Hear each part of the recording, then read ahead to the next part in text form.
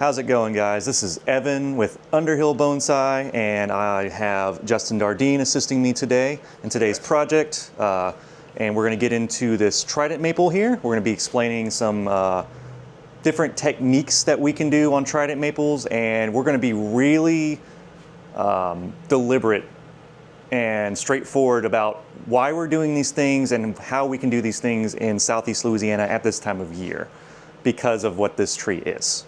So before we get too much further, I want you guys, just as a disclaimer, anything that you see on this video and this tree is in leaf, know that me and Justin are working on this tree in a subtropical environment. This is a very strong species. It grows very fast, and its recovery is going to be much more reasonable and more vigorous than most other species. Kind of almost like how a tropical would grow in a way. Well, we're not treating it like a ficus, but Trident maples are one of those super resilient species that can almost be treated like a ficus. Right. Our dormancy period is also about a month and a half here as well for our trees to go dormant and come back. So we're going into early summer, so this type of work happens on Tridents actually quite often. So we're going to be going through defoliating this tree and then looking at the structure of it and fixing structural issues such as taper, branch placements, and other wounds, and the roots are pretty nasty on here. We might pull it out of the pot, make some adjustments to the roots, and put it into a deeper container as well. I think that's going to be the meat of this video. But I do want to mention that on our previous video, Bonsai 1010, that doesn't make any sense, Bonsai 110, where I worked on the Fumina juniper, we're doing a Joshua Roth tool giveaway. And we are sponsored by our wonderful bonsai tool distributors, Joshua Roth. In fact, John has put together a very lovely bonsai tool kit for me to use on videos here now as we get to represent the brand. The tools that John will be giving away for the tool giveaway will be basically bud shears or trimming shears, wire cutter, and branch cutter. This is equivalent value of roughly around $300 worth of tools.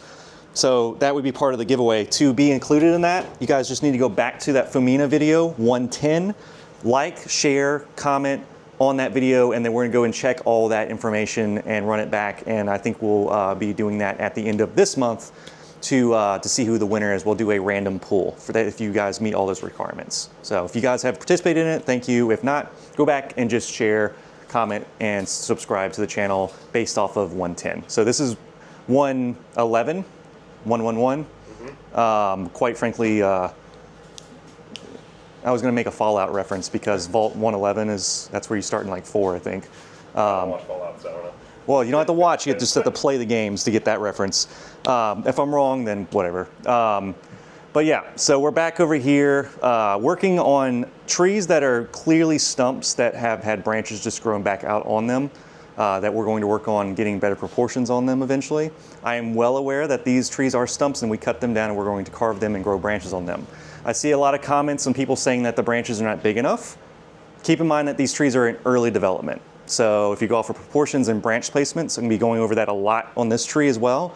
I'm going to be very clear about that so that if we keep hearing that we have big stumps with tiny branches, it's because I intend on having big stumps with tiny branches. So it's just, I see those, I guess that's the comment of the month that I will answer is like, sorry, these trees are big and they have tiny branches. Well, that's because they're really early in development. So thank you guys for y'all's comments and concerns, but I'm very well aware of what I'm doing here. So me and Justin are going to go through and hand you this shear, and we're going to start defoliating this tree so we can see its structure. So basically what we're going to do is we're going to go through and we're going to cut the petioles off of these trees, well, of this tree. Cut off terminal buds to kind of slow it down a little bit. So anything that's growing out, just cut that off, and then cut the petioles. And I'm going to actually take a branch that I know is going to get cut off here. Yeah, and I'm going to show you guys real quick while Justin's working. So, should have a nice shot of the backdrop there. You can see that pretty well. So, as we go up this branch, what I mean by petiole is I mean by that stem that comes out that meets the leaf right here, we're just gonna cut those like that. And so what that does is it does not disrupt or damage the bud at the base of each one of these leaves. So we can even go up here. When I say take off the terminal bud, that's just that bud that's growing the strongest. We're gonna just take that off so that it encourages back budding and better branch placement and encourages these auxiliary buds in the back side of the shoot to take off. So all of our branches should end up looking like this by the time we're done with this tree. So this is gonna take a while, and what we're gonna do is we're gonna go through and defoliate it, and they're gonna do a time lapse of this basically. So we'll see you guys on the other side of that.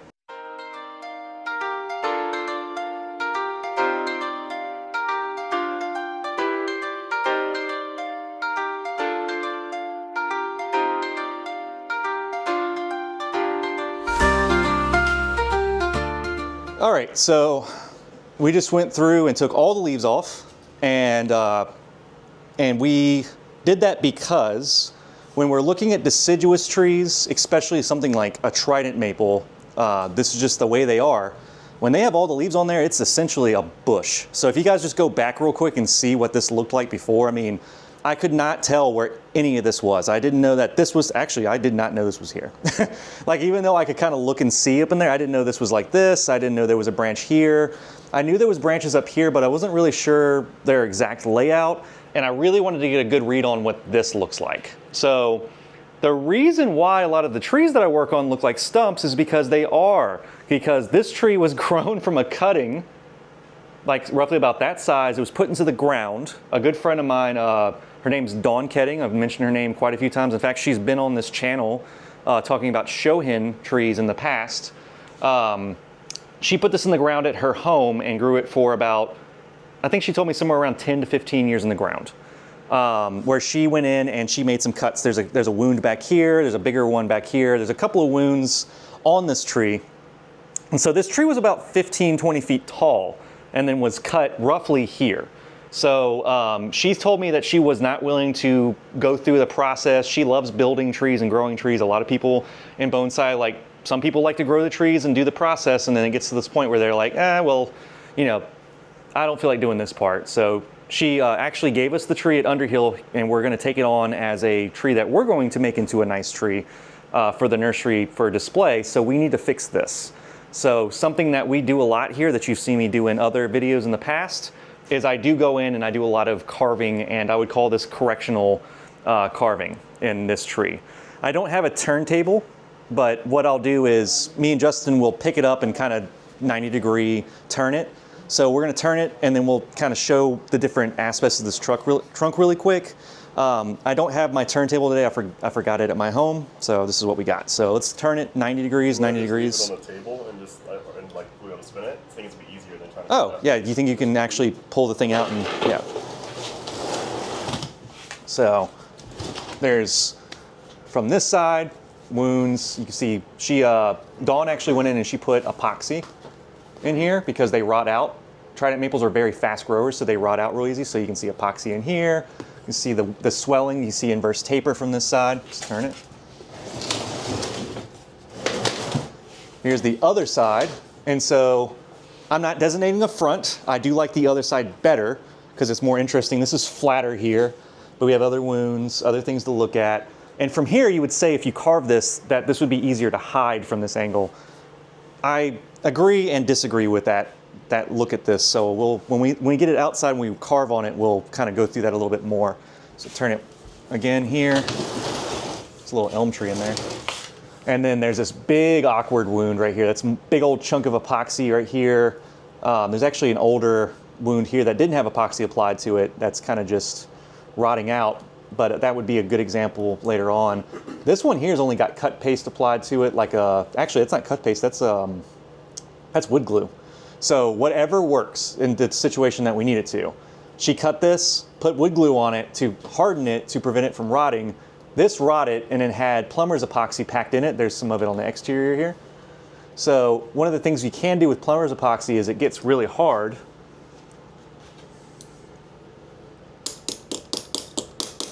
So it's pretty solid. So we actually can go in with like a light carving tool. And if we need to make corrections, we can actually carve this a little bit to shape it a little bit better. But the point of this epoxy is so when this cambium rolls, it rolls onto the epoxy and not into the wound. So that will give us a wound that will heal over this as opposed to just being a hole. Sometimes that's a good and a bad thing, in my opinion. And then another thing to address is we've got these two things here. This is something we haven't done on the video, our own recording yet. I would like to do some of these in the future, but these are root grafts. So what she did is there was a root that she was having an issue with, you know, looking at this, there's a root back here more than likely that this went into at one point. And these are old root grafts that are cut off right here. These root grafts are cuttings off of this tree. They're rooted, and then when you repot a Trident maple like this, in fact, I put the root grafts in here with her not even that. It's been more than 2 years. I think it's been like 3 or so years now, where we took it out of the pot, turned it on its side, completely bare rooted it where we needed the graft, and we drilled a drill through it. Let's see if I have my bit. So we took something like this, like a really long shafted drill bit, and I mean, this looks like it's overkill, but you need as much as you can get. And we went straight through the root, and then she put like a really thin, long whip through it. That grows, it fuses, and then makes new roots in that site where we need the roots to come back to, so that these roots can be corrected. These blunt pieces right here, this is just really unsightly. So this needs to be carved back and corrected. We can do that today as well. Okay. So, using my Joshua Roth professional branded branch cutter, I can actually go in and cut this off and nice and flush, and I can go in there later and cut those back. These right here have been cut the same way, so just for now I'm going to negate this and tell the tree that, because it's fused, I can see that it's fused into the trunk right there, and tell the tree it's time to put those resources elsewhere. Okay, so let's talk about the front, or the potential front. So I like this front because there is less inverse taper. There's line in this as it comes up.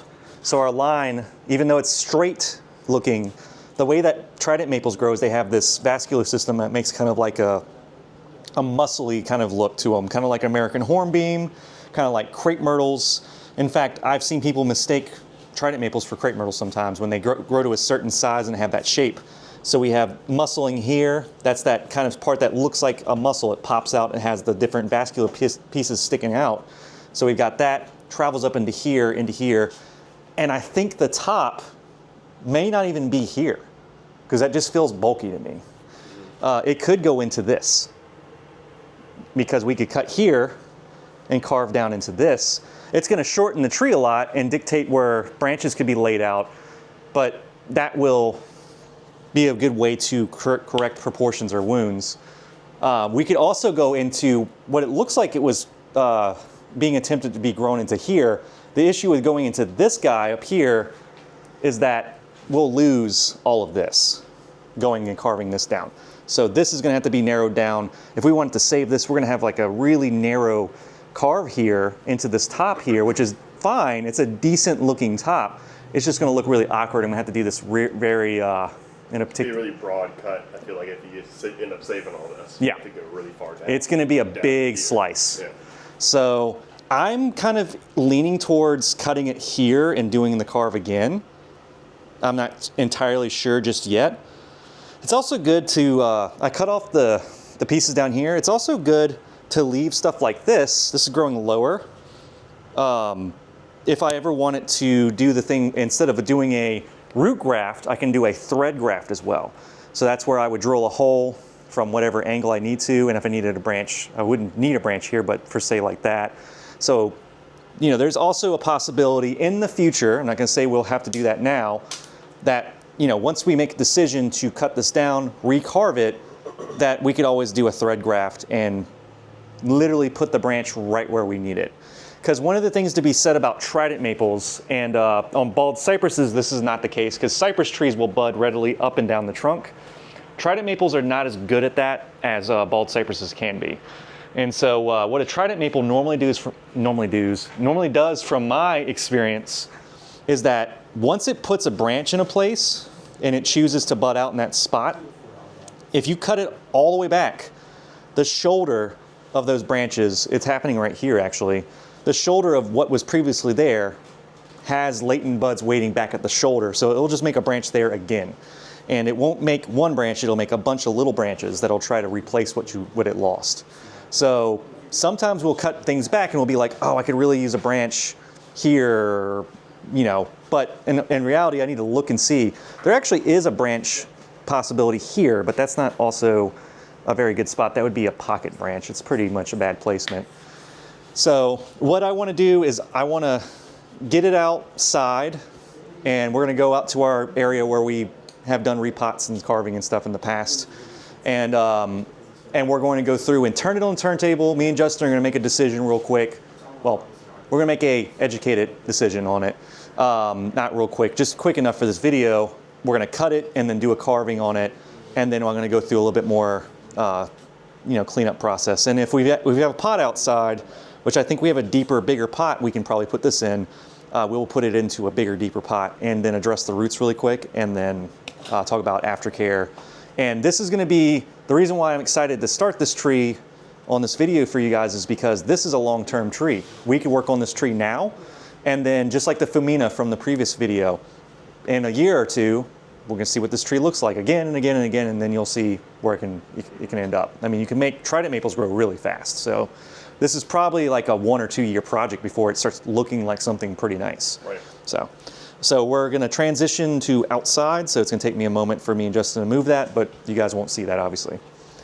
Okay, so we're out here in probably the dirtiest and most work heavy area at the nursery, so we can make a mess out here when we carve. This is our repotting station, so we got plastic pots and everything, and a drink cooler over here with Canada Dry is today's drink. Can you hold this? So I'm going to do a spin, and me and Justin actually, we kind of talked about it a little bit more, about what we think is best, and we both agreed that going into this branch here and taking off this big giant knuckly kind of thing here will give us a smaller scar area, because we'll be able to cut down, because when we get up here you can see it's already a good 3 inches almost across that. So if we go down here, we'll have about that same length of scar, but it narrows down a little bit better here. We can carve down, and since this area right here doesn't really have anything going on, since there's nothing going on there, I'm okay with just carving into it. I'm not going to interfere with any of the branches. But then you'll say, most people would say, well, then that just makes it kind of like two-dimensional, right?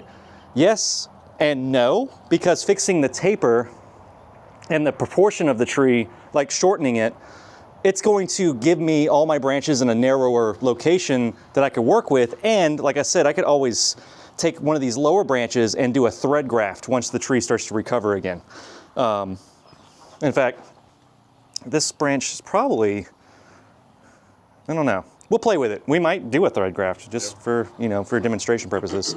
So let's start by cutting this flatter. It looks like we can actually cut it a little bit more. Don't go straight down, obviously, because we're gonna do a convex carve, so that when it heals, it'll heal like this instead of a flat on a peeling kind of mark like this was before. So, Justin, if you want to do the honors, cut it across here. I don't know if I can get to it from here because of this branch. Can we turn it around? Yeah. As long as that's in camera view. Don't put yourself in front of you're putting yourself in front of it. So, do you want to come on this side? Back, maybe. If you do it this way, can you do it like this? Yeah, as long as you can get in there. Yeah. Oop. Sorry. Let me actually come over here and hold the tree. All right, let me know when you're ready. Can you like that? Come up a little higher. Yeah, right up in there so I can carve down into it. All right, go for it.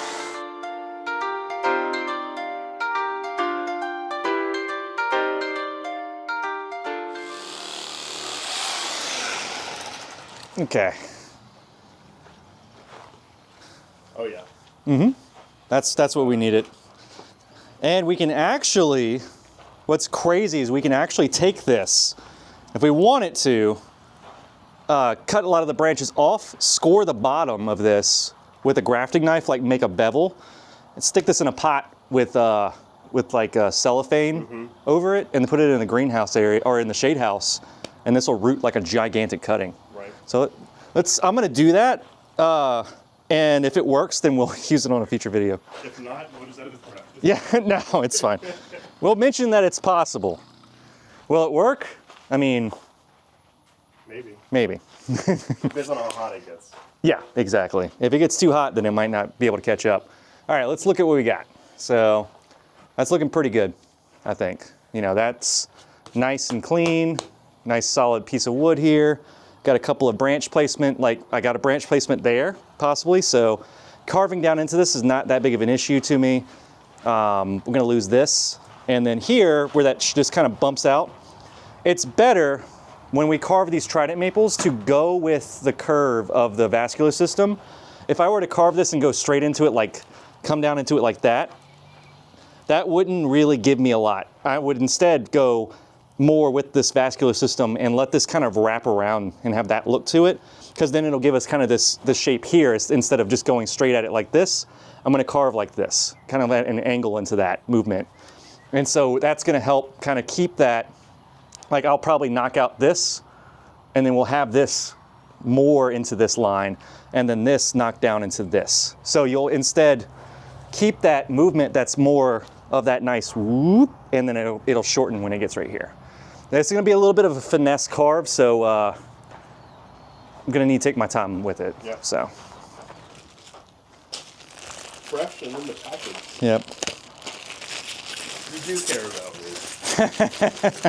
I give you brand new things, like $1 safety glasses.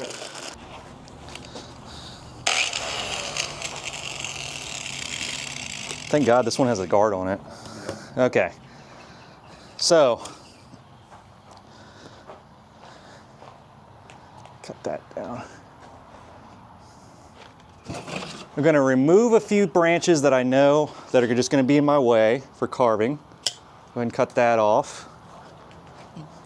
It's pretty open back here. I don't think I need to cut anything. That one I just felt like if I need to get it at a different angle here, it might be interfering. This branch, we do need to talk about where to cut that one, but we'll get to that in a moment. All right, so I've stated this on my previous videos on carving, like the one where I carved a bald cypress and went through the whole process. I have to say it every time as just a safety disclaimer. This is a live tool. This is a chainsaw wheel. This is extremely dangerous. This is probably the most dangerous way to do this. This is the fastest and most efficient way to do it though. So you can use just a die grinder with the little Bonsai nibbler tools if you want to. I don't really like these as much. I don't mind using them for cleanup and stuff, but I don't like these because when they are spinning, they could snag and then rip around the trunk.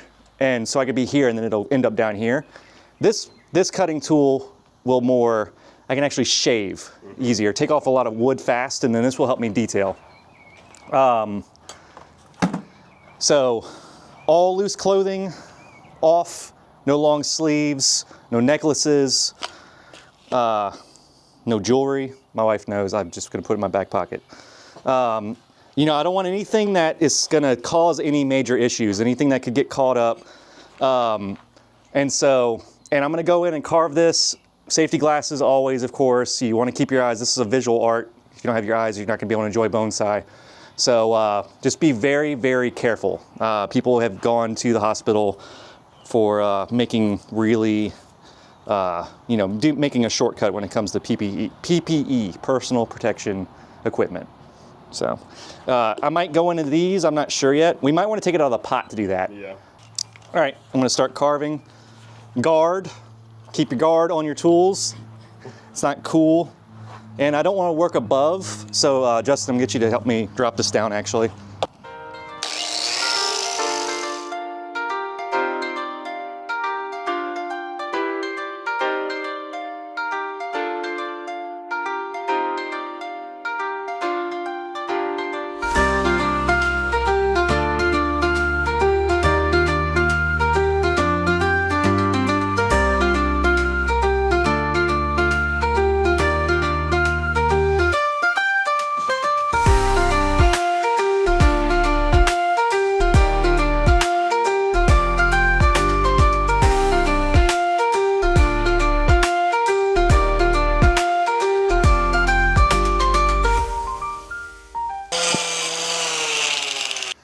Okay, I'm not covered in sawdust suddenly. So right here, you can hear that's pretty solid. This is your tool, sorry about that. This is pretty solid, so I cut it for the taper here, go into this. You can see it's a very steep climb up to that, but when we make that cut, this is the only cut I want to make here and carve right here for a long time. So when I go in, I need to go in deep and make sure that it's right, that the taper is going to be good. And I don't have a branch back here, but I do have a possibility, and I don't think I have time for it today, and I don't know if I want to go through all that after what I've done. But and we're going to pull it out of the pot here in just a moment and do a quick look at the roots. But yeah, we could take a branch like this and snake it around and kind of do an approach or a thread graft and make a branch there to kind of help fill in this void here. But this tree will bud out. We have a collar here where this is old growth, and this will probably, I mean, we got a branch right there. So we got a couple of different ways to go in and fix the branching on this. We were talking about this one here. Since this is possibly the new front up in here potentially, I think this branch needs to come off. So let's start with that. I'm gonna leave the collar. Oops. I'm gonna leave a collar here so that it has a little bit of a place to die back to, and we can always nibble that off. And then as far as branch placement goes, I'm not too worried with that. This is a little awkward here, just simply because it's such a giant knot. I think that just comes off to kind of help fix that, because it's gonna always cause an issue there. This might be a decent first branch as of right now. Not too bothered by that. I think it's a good spot for it because it kind of helps with this incline into this root right here and kind of showcases that, because you want your first branch to either go with the flow of the tree or go against the flow. So if the line of the tree is going this way, your first branch should be here, and your triangle shape that you would potentially make should go that way. Right. So you get a little bit of a tension design. So that means that this branch is too big already and actually curves around right there and pop, comes off, and then we got a nice little potential pad there. This one is a little awkward, so we're actually gonna cut him back as well and go into this. This could always be wired. This could be the new top there. And then where's that Sawzall? We'll go ahead and cut this off really quick. Yeah, you can grab that real quick. And then I'm gonna leave this whip on here to basically build this branch. So I'm gonna grow this out and I'm gonna thicken this branch. This branch needs to be pretty big. I mean, this is a fat, short tree, so we need this to be pretty massive. So this branch is gonna run for a long time. And then these little pieces here, I wanna keep them on, and I'm gonna build the rest of the branch right in here. So we're gonna cut that off so that it doesn't really do that, budding where we don't want it, and then we're gonna concentrate all the energy here. Okay. And then, let's see, get up in there like this.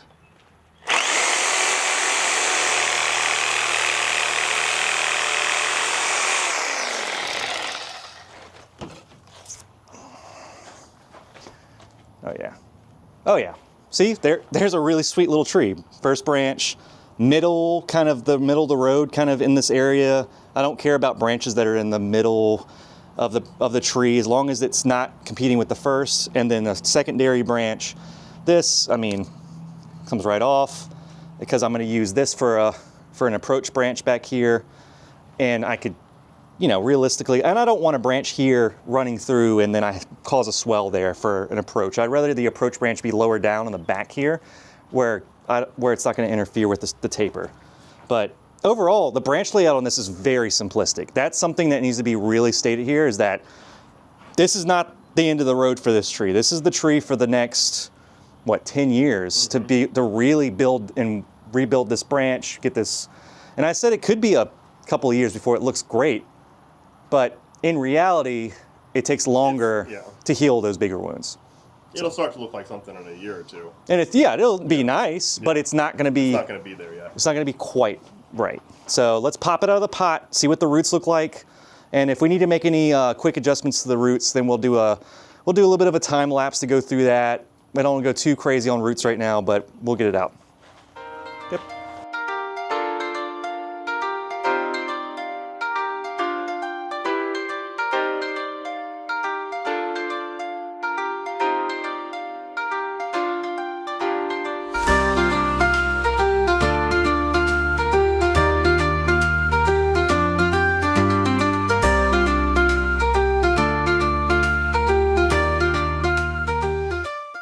So I've got these big bulky roots. I'm gonna cut them at an angle going down to fix the taper on these roots, just so they look better, because there's all kinds of weird big knuckles happening here. So I'm gonna start up high.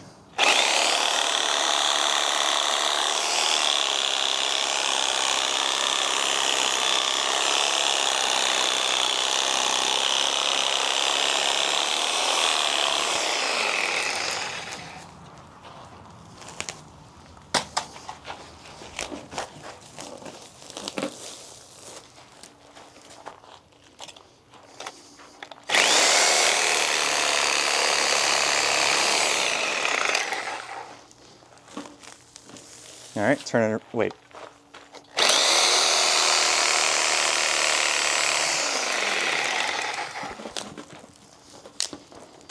Okay, turn it towards me. Let's fix this one.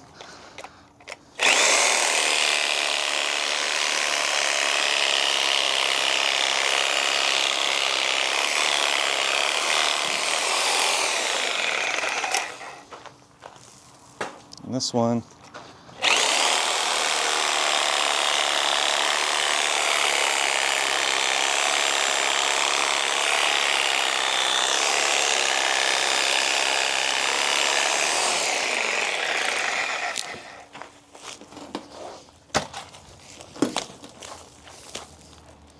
Hold on a second, let me get this right. Turn it that way.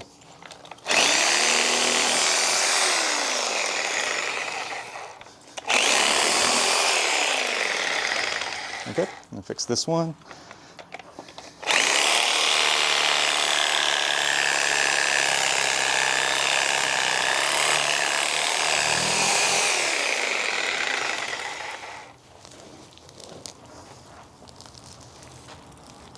Okay.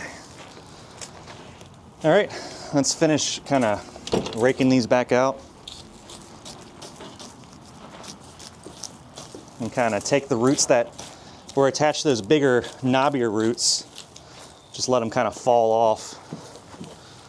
And yes, this is gonna slow the tree down quite dramatically. Yes, I know. You can say in the comments that that was pretty brutal. Let me have it. But at the same time, this is a Trident maple.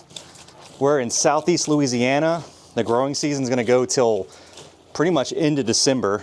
This tree's gonna still be growing. We have plenty of time to recover. It was very healthy.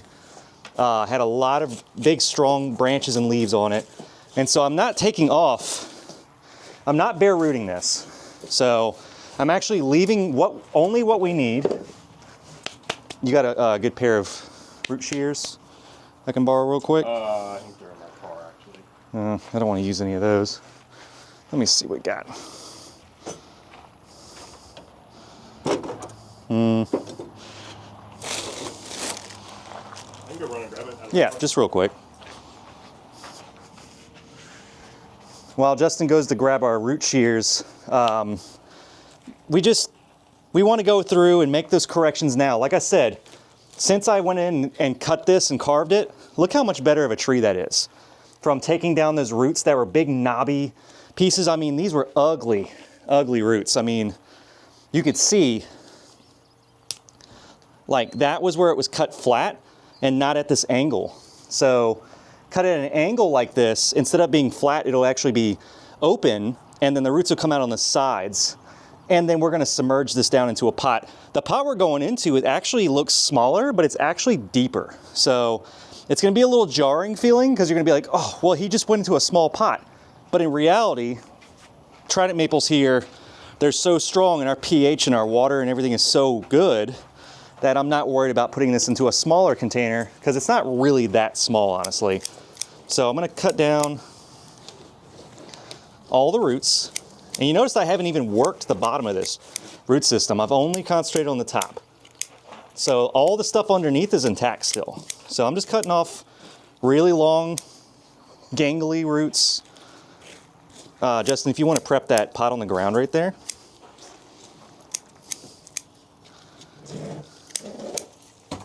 And just adjusting everything.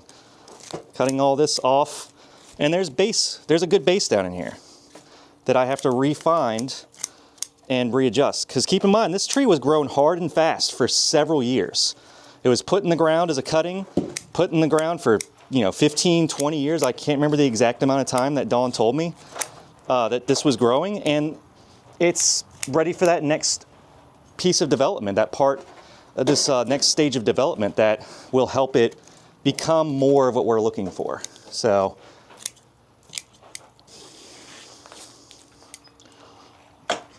now we're down to the elements that we need.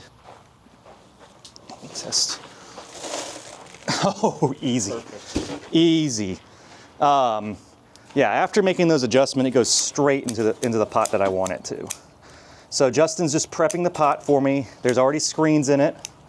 You think this is big enough? This is what it's sitting there. Yes, that'll work. He's putting tie-down wire in there for me.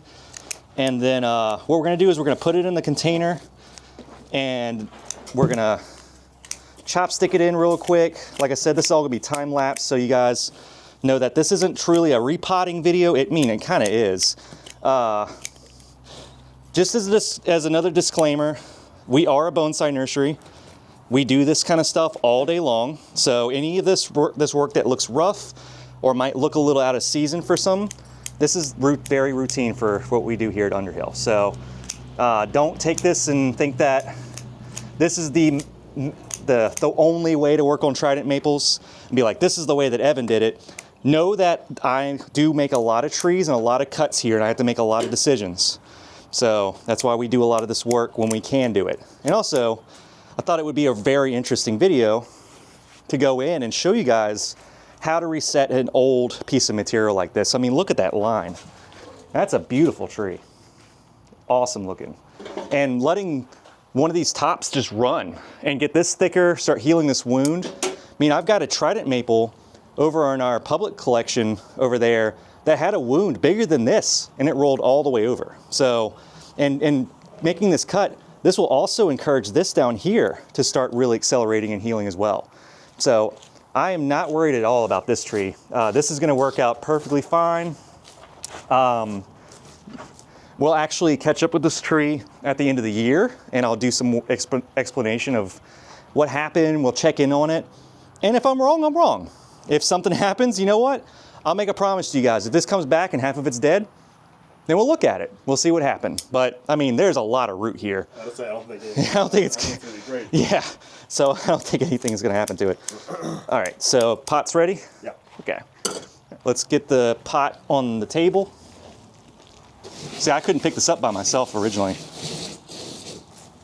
Not gonna touch the bottom of the root system. Straight to the bottom of the container.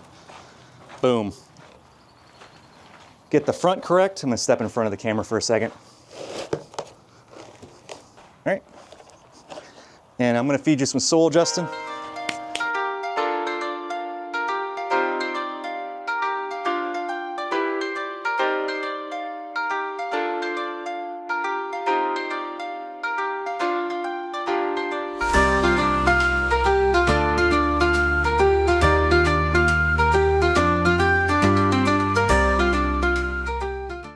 For your information, at the time of recording this, it is June. Yep. 95 degrees, roughly. Like that. Lower? What is it, 90 degrees? 90 degrees. Oh, Okay. 90 degrees. It's really humid, so everything's just like really... I'd say, what's the heat index though? Probably feels like... 87 feels like 98 because of the humidity. So yeah, it's just because we're getting a sauna effect out here right now. Yeah. It rained a lot yesterday, so that doesn't help either. So yeah, it's really toasty out here. So what we're gonna do with this guy, we're gonna put him in a little bit of a shade area, and he's gonna start budding, and then we're gonna throw him into the full sun. So I'm gonna roll him over, water him, and then we're gonna meet you guys back inside. So we have a slightly different tree than what we started with, right, Justin? A little bit. Yeah, little bit. I would say it's littler than it used to. It used to feel little, but it does feel big again because we fixed proportions, made some branch selections, repotted it, and made some root selections. And I didn't think that there was really going to be anything to cut back to with the roots, but when I cut it back, I was like, oh, this is great. So when we cut it back, it went into this deeper pot. And you see from earlier, when we put it in this pot, I mean, when we say we got this tree all the way to the bottom, I mean, it went straight to the bottom with no issues. And then we buried the roots back up with soil, and we're going to regrow all the stuff we need up here where I made those more diagonal cuts to the soil line, giving more taper to those roots. So this is going to be a great little tree. Like we said, given 10 years, Yep. from now, this tree's going to be pretty nice. It's going to be a really nice tree. But it's going to take time, and it's going to start looking nice in a short period of time. But to really get everything correct, it's going to take time to get that. And we're going to figure out this approach branch situation back here. Once it starts growing really nice again, we'll probably be able to do our approach graft next year. So I'll probably just cut this off and then regrow something here. The great thing is that there's 6 or so buds down here that I can see that I can just cut, and then have actually a couple of them out in that one spot. Maybe come through this tissue right here, like drill through one side of this, and then come out the other and just pop myself a branch right there, and maybe even get like this piece here. It's kind of hard to see, but there's another piece, and pop a branch out right there, just like that. That's what noise it makes when you come through the other side. But yeah, you hear that? These branches are so woody now. Trident maples don't bend, so don't try to put a wire on these things and try to bend them, because you'll just break them. It's so much better to wire them when they're just green. So that's why we cut a lot of stuff back, and where we're just reworking it from beginning again. It's better to do it when it's much smaller like this. So I don't know which one of these is going to be the top, the sacrifice top that we're just going to let run just yet. We'll see how that goes. Maybe it'll bud back here and I'll get something to build it out here. I don't know. We'll see. This is still way too early in this tree's development to really make any big decisions just yet. So, but like I said, we'll check back with you guys later on. I will mark my words and say if something goes wrong, I will let you guys. I'll do like an update and say, look, I was wrong. But yeah, I'm feeling pretty confident with this. And then just so you guys know, off recording, I'm going to apply wood sealant, some wood glue or cut paste or whatever to this big cut zone. I'm going to leave these kind of raw, these cuts that I made down here, especially this. I want this to rot out a little bit and go in, and so the cambium rolls in this, and it'll actually look like 2 roots instead of one big giant knuckle. And if it starts getting out of control, then I'll just carve it back open again, because tridents are flexible like that. So any comments, Justin? I know you put so much thought into this video. You contributed so much. I mean, I think it's going to be a great tree. Like you said, in a couple of years it'll look great. In a couple more years it'll look even better. So. Yep, that's how bonsai works. Just keep making those decisions. But yep. Well, thank you guys for tuning in. Make sure to like, comment, share, subscribe to our channel. Help us get our algorithm and everything going. I know YouTube is kind of weird right now with algorithm stuff, but if you interact with the video enough, you can help us out. I know you can check us out on Instagram and also on Facebook. You can go to Underhill Bonsai on both of those platforms. Go check out Little Things for Bonsai People podcast show with me, Mike Lane, and Carmen Lesko-Wienski on most listening platforms. And then look for future videos from us on this channel here, of course. And don't forget to go back to 110 and like, share, subscribe, and comment on that. And we're going to go back and track who's interacted with that post, and we're going to do the Joshua Roth tool giveaway. You guys have a great rest of y'all's week, month, or whenever I see you guys again, and I'll see you guys on the next one.